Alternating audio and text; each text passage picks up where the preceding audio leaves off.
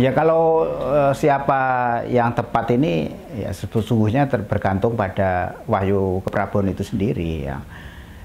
Kalau Wahyu Keprabon sendiri itu juga punya syarat.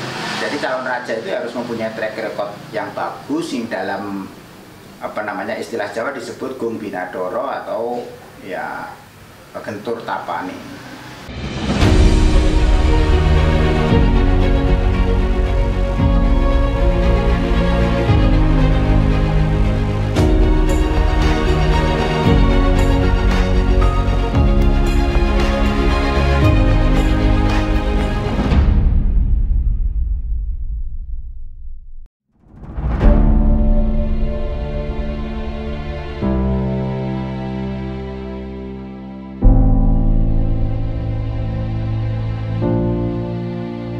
Suksesi di kerajaan-kerajaan Jawa memang pada sejarahnya menunjukkan berbagai versi atau model ya. Kalau yang tradisi ya biasanya menganut Rembesing Madu Trahing Kusumo, jadi merupakan keturunan dari raja sebelumnya yang memerintah. Tetapi pada perkembangan sejarah di Jawa itu ternyata berbagai versi ya, mungkin juga keponakan, mungkin saja juga cucu, atau mungkin juga orang di luar dari kerabat itu sendiri. Khususnya di Puro Mangkunagaran ini juga ya tidak hanya berdasarkan urutan dari ayah, kemudian anak jadi raja, kemudian anaknya lagi ya. Ternyata juga ada beberapa versi yang mana mungkin juga dari luar itu, apakah keponakan, apakah itu cucu, atau mungkin juga dari kerabat yang terdekat. Khususnya untuk suksesi pada tahun 2021 ketika Gusti Mangku mangkat ya. Dan ini merupakan satu hal yang banyak dipertanyakan orang, siapa sesungguhnya pengganti dari Gusti Mangku IX ini, apakah putranya sendiri ataukah bukan putranya ya. Kalau kita melihat bahwa ada dua putra yang ada ya, dan kemudian juga ada calon yang lain di luar itu yang masing-masing mempunyai kekuatan sendiri-sendiri. Tapi di dalam hal satu rasionalitas di dalam penggantian kekuasaan itu biasanya juga merupakan hasil rembukan dari para bini sepuh, atau juga mungkin ada satu panitia tentang suksesi ini yang dibentuk untuk menentukan siapa calon sesudahnya. Nah, kalau berdasarkan dari tradisi Wahyu Keprabon, Wahyu itu sendiri memang berada pada situasi yang gaib ya. Tidak setiap orang dapat melihat, tetapi kita tahu dari tanda-tanda yang muncul ya, yang biasanya dipercaya oleh orang Jawa sebagai suatu wahyu cakra ningrat ya, yang mewujud sebagai cahaya warna kebiru-biruan yang akan mendatangi siapa yang akan dipilih untuk menjadi seorang pengganti raja. Dan secara fisik juga bisa dilihat dari para kandidat yang akan menjadi raja itu biasanya juga terlihat pada raut wajahnya, ya, pada raut mukanya yang bersinar, ya, yang juga itu tidak bisa dilihat oleh sembarang orang, hanya orang-orang tertentu saja yang dapat memberikan identifikasi. Ungkapan siapa saja bisa menjadi Mangkunegara itu kan sebuah ungkapan dari raja sendiri ya. Jadi menawarkan sungguhnya tidak ada patokan yang pasti harus keturunan kan itu begitu. Tetapi ucapan ini ya, dari Mangkunegoro sendiri apakah itu merupakan bentuk perintah ataukah merupakan suatu bentuk apa yang lebih hiperbolik, artinya ngelulu bahasa Jawanya ya. Apakah itu justru melulu pada orang-orang yang sesungguhnya tidak pantas untuk menjadi seorang raja. Karena raja itu juga merupakan kafilah Panotogomo. Jadi dia juga menjadi satu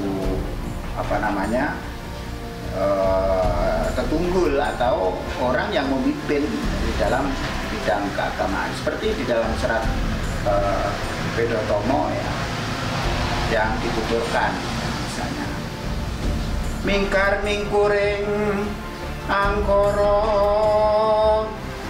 akarono karenan marti siwi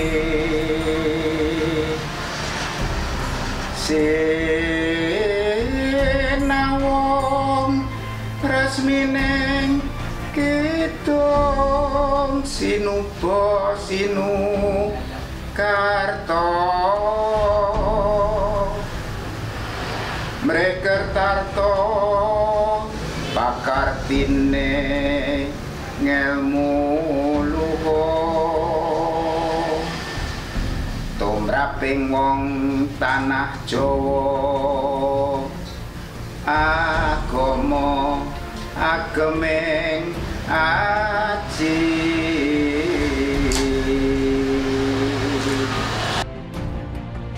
Nah dari situ juga dapat kita lihat bahwa ya menjadi raja Panotogomo itu artinya menjadikan agama sebagai sesuatu yang aji ya, yang menjadi tuntunan bagi kehidupan baik masyarakat maupun di dalam keraton itu sendiri. Jadi ya berhubungan erat dengan berbagai kaidah-kaidah yang secara eksplisit memang tidak disebutkan sebagai pakem persyaratan untuk suksesor seorang raja atau calon raja, tapi di situ disematkan di dalam berbagai kitab atau tembang yang pada intinya juga mengajarkan bahwa raja itu harus berlaku baik ya, misalnya menjauhi molimo ya, jangan membunuh ya, jangan madat ya, minum ya, jangan mencuri, kemudian jangan main perempuan, jangan melakukan perbuatan yang hina kan.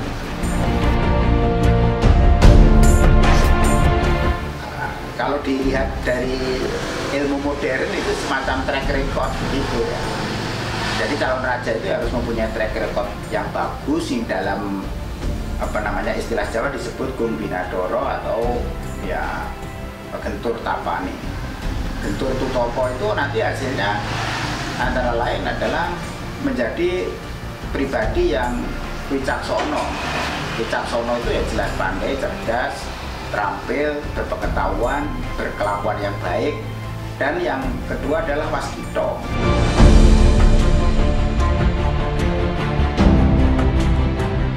Ya kalau siapa yang tepat ini ya sesungguhnya bergantung pada Wahyu Keprabon itu sendiri ya. Kalau Wahyu Keprabon sendiri itu juga punya syarat untuk bisa dapat masuk memilih para kandidat itu. Yang pertama tadi sudah saya sebutkan, yang memiliki wadah, ya wadah wahyu itu sendiri. Yang kedua memiliki power. Jadi ya mereka yang mempunyai kawicaksanaan dan waskito. Ya. Jadi terampil, berpengalaman, kemudian juga cerdas, punya kapabilitas untuk memimpin, dan kemudian juga waskito mengetahui tentang hal yang gaib. Dan dalam beberapa serat yang terpenting, kalau kita melihat dari pitutur Romo Wijoyo ya, ada yang disebut dengan Astobroto. Jadi para pemimpin itu juga harus bersifat dermawan, berlaku adil, halus dalam berbicara, kemudian juga bertanggung jawab, berani menghadapi musuh ya. Ada 8 kaidah seperti yang dimiliki oleh para dewa. Nah, siapakah dari para kandidat yang mempunyai Astabrata ini juga saya tidak bisa melakukan fit and proper test ya. Jadi itu semuanya bergantung pada dari Koropini Sepo atau para pemangku yang mempunyai wewenang untuk menentukan siapa yang dipilih untuk menjadi suksesor Mangkunegara ke-9 itu.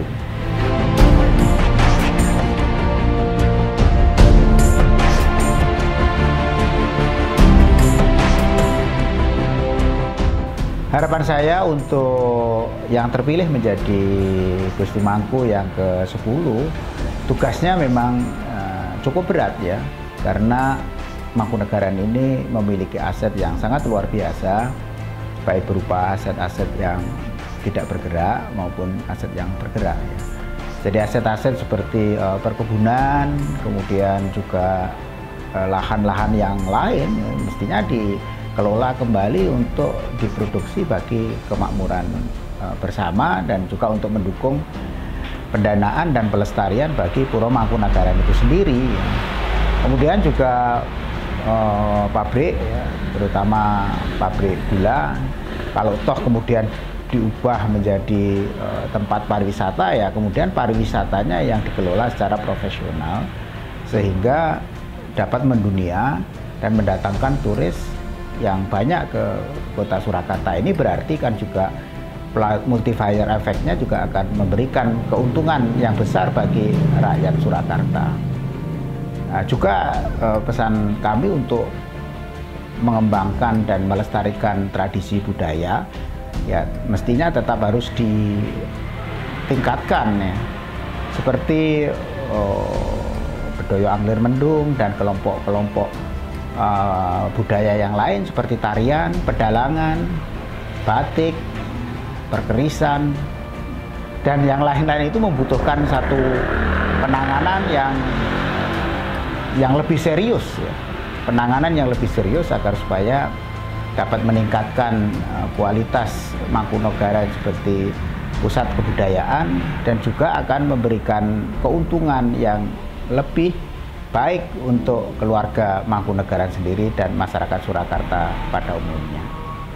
Bagi nantinya kalau ada yang ternyata wahyunya jatuh ke orang lain ya, saya kira harus tetap istiqomah ya, tetap konsisten untuk tetap menjaga Puro Mangkunegaran ini sebagai suatu wilayah sakral dan sekaligus wilayah profan yang harus didukung secara bersama-sama untuk dapat mengembangkan Puro Mangkunegaran sebagai puro yang bercahaya, yang memberikan keberkahan bagi keluarga Mangkunegaran sendiri dan juga bagi masyarakat Surakarta dan dunia.